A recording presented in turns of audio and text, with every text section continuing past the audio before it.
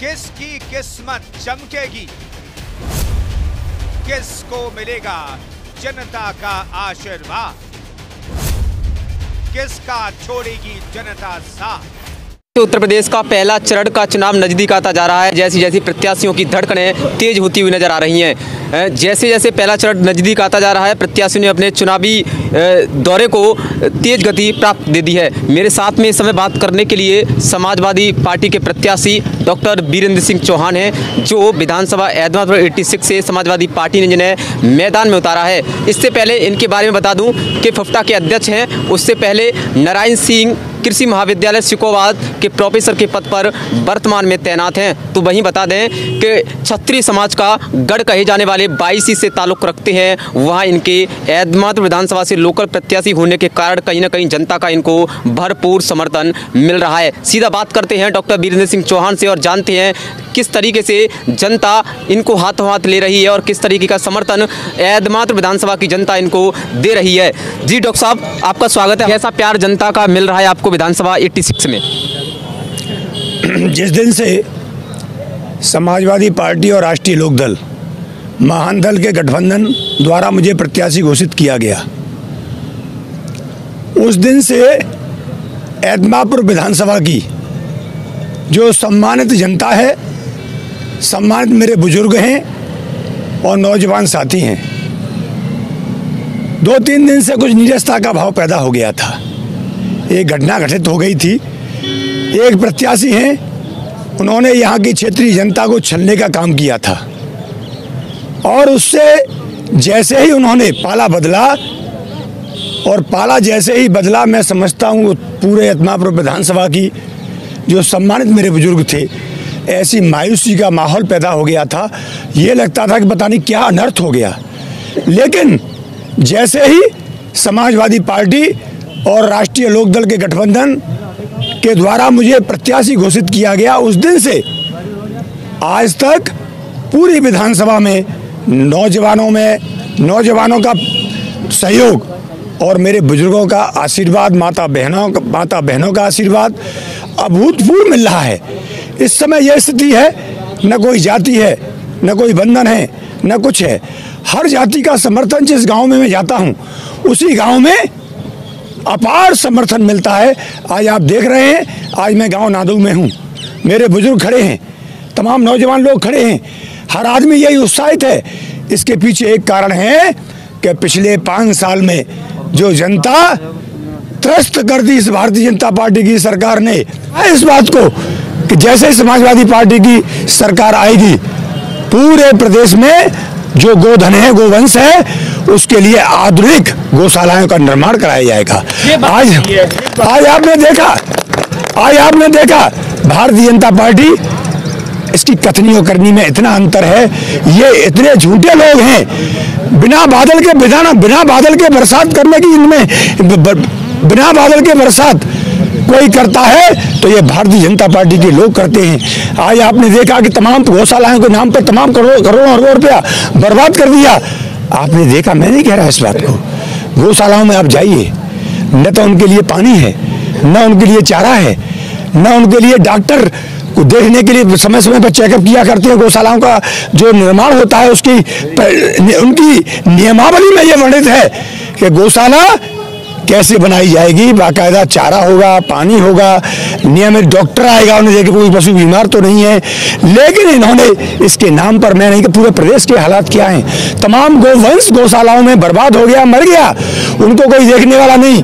एक गौशाला की मैं बात बताऊंगा आपको, मैं गया खुद, जो है अंदर, वहां ताला लगा हुआ था, गेट बंद था, अंदर जाने की किसी को अनुमति नहीं थी। एक मीडिया चैनल की बात बता रहा हूँ, मीडिया चैनल में देख रहा था मैं। लेकिन भाजपा बात करती है कि हमने कहीं ना कहीं गायों को कटने से बचाया है, पशुओं को, आज जो पशु कटते थे उनको कहीं ना कहीं बचाया है। भाजपा बात कर रही है। भारतीय, मैंने आपसे कह दिया, ये लोग इतने झूठे लोग हैं, समाजवादी लोग और माननीय चौधरी चरण सिंह की विचारधारा वाले लोग कभी झूठे नहीं हुआ करते। डॉक्टर साहब, आप 22 से संबंध रखते हैं। कहा जाता है कि एदमापुर विधानसभा के समीकरणों को कहीं ना कहीं 22 तय करती है। जिस तरफ 22 चली जाती है, उधर तरफ वो प्रत्याशी जीत जाता है। आप 22 से निवास चौकड़े के हैं, क्या कहना चाहेंगे 22? मैं 22 के साथ साथ पूरी एदमापुर विधानसभा का मैं बेटा हूँ। भाई हूँ, उनका भतीजा हूँ। चूंकि मेरा गांव चौकड़ा है, 22 के अंतर्गत आता है, और मेरा परिवार जब से ये 22 बसी है तब से मेरा परिवार है। मेरे परिवार के बारे में पूरे अदमापुर विधानसभा के लोग जानते हैं।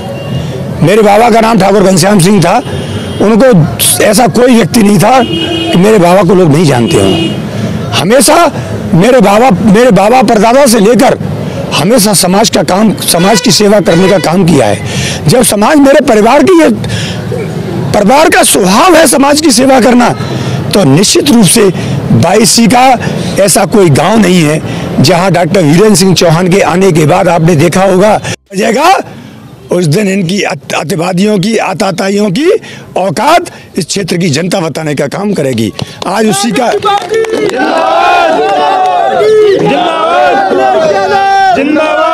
डॉक्टर साहब, आप हमेशा से ही बचपन अवस्था से देखा जाए, जब व्यवस्था में आप आए तो हमेशा से ही छात्र नीति में अग्रसर रहे हैं। आपने छात्र नीति की, छात्र नेता में आए, उसके बाद से ही आप प्रोफेसर पद पर तैनात हुए, फिफ्टा के अध्यक्ष रहे। क्या कहना चाहेंगे, अगर आपकी सरकार बनती है और आप यहाँ से विधायक बनते हैं तो छात्रों के लिए क्या एक नया एजेंडा रहेगा? एक बात तो मैं ये कहना चाहता हूँ आपसे कि डॉक्टर वीरेंद्र सिंह चौहान विधायक नहीं होगा। अदमापुर विधानसभा की सम्मानित मेरी जनता विधायक होगी, और सम्मानित जनता के हर समस्या के समाधान के लिए डॉक्टर वीरेंद्र सिंह चौहान खरा उतरने का प्रयास करेगा। जैसा कि मेरा स्वभाव है, छात्र राजनीति मैंने आगरा में की। छात्र राजनीति के समय पे एक समय हुआ करता था, डॉक्टर वीरेंद्र सिंह चौहान की जब ब्लड निकल जाती थी तो छात्र देखते थे और हर समस्या का समाधान मैं किया करता था। आज मैं 2 बार आगरा विश्वविद्यालय शिक्षक संघ का अध्यक्ष रहा। आगरा विश्वविद्यालय शिक्षक संघ, आगरा और अलीगढ़ मंडल में जितने कॉलेज हैं वो सब प्रोफेसरों का मैं अध्यक्ष था। जब मैंने जी तोड़ मेहनत करके हर शिक्षक की समस्या का समाधान कराया, उसका पूरा मेरा जो व्यवहार था उसका पूरे प्रदेश के शिक्षक साथियों में संदेश लिया, और जबरदस्ती हमेशा पश्चिमी उत्तर प्रदेश से शिक्षक संघ का अध्यक्ष मैं पहला व्यक्ति हूं जो डॉक्टर वीरेंद्र सिंह चौहान इस पश्चिमी उत्तर प्रदेश से बनने का काम। डॉक्टर साहब, लगता नहीं है आपको कहीं ना कहीं विधानसभा अदमापुर वैसे भी हॉट सीट थी, लेकिन इस समय और ज़्यादा हॉट बन गई है, क्योंकि जो तीनों प्रत्याशी उन्होंने दल बदले हैं, और कहीं ना कहीं देखा जाए तो आप भाजपा नेता रहे हैं, आपने भाजपा छोड़ सपा का दामन थामा है। समाजवादी पार्टी की कौन सी विचारधारा आपको अच्छी लगी जिससे आपने समाजवादी पार्टी का दामन थामा? समाजवादी पार्टी की विचारधारा, समाजवादी पार्टी का जो मैनिफेस्टो है, जनता से हर जुड़ी हुई चीज़ को समाजवादी पार्टी के अध्यक्ष अखिलेश यादव, माननीय अखिलेश यादव, और माननीय जयंत चौधरी और महान दल के केशवदेव मौर्य, इन तीनों ने संयुक्त रूप से बैठ के जो मैनिफेस्टो तैयार किया है, जनता उससे प्रभावित है। जैसे 300 यूनिट बिजली फ्री होगी। आज जनता, गरीब परिवारों में कितना हालत है, 5-5 हज़ार रुपये बिजली का बिल आ रहा है। और उन्होंने कहा जो ट्यूबवेल के किसान हैं, ट्यूबवेल जिनके पास, ट्यूबवेल वाले किसानों से 1 रुपया बिजली का बिल नहीं लिया जाएगा, ये उन्होंने कहा है। इस समय बात करने के लिए आज़ाद सिंह करदम जी मौजूद हैं, इनसे बात करते हैं और जानते हैं चुनावी दौरे को लेकर। जी, स्वागत है करदम जी आपका। धन्यवाद आपको चैनल का। अभी हमारे प्रत्याशी ने आपके बीच में बताया कि जिस प्रकार से तूफानी दौरे हो रहे हैं, सर्व समाज का प्यार इसलिए मिल रहा है। निश्चित रूप से आने वाली 10 फरवरी को इस विधानसभा अदमापुर का सब समाज का मतदाता, मान्य मतदाता बड़ी तादाद में वोट करेगा और डॉक्टर वीरेंद्र चौहान को यहाँ से विधायक बनाएंगे। आपको शायद चैनल के माध्यम से मालूम पड़ गया हुआ, कुछ साथियों को नहीं मालूम हुआ, लेकिन आपके चैनल के माध्यम से बता दूं, परसों शाम देश की सरकार ने, प्रेस सरकार ने अपनी हार स्वीकार ली। क्यों?